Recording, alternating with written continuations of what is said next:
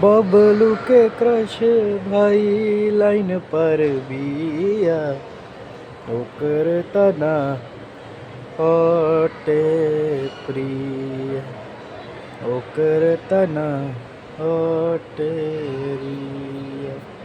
सोनू के क्रश भाई लाइन पर बिया ओकर तना हटे रिया।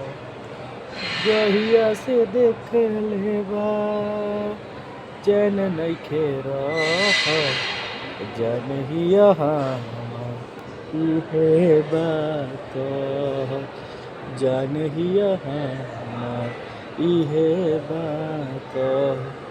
पता न ओकरा का भइल लागत नइखे जिया। सोनू के क्रश भाई लाइन पर बिया बबलू के क्रश भाई लाइन पर बिया।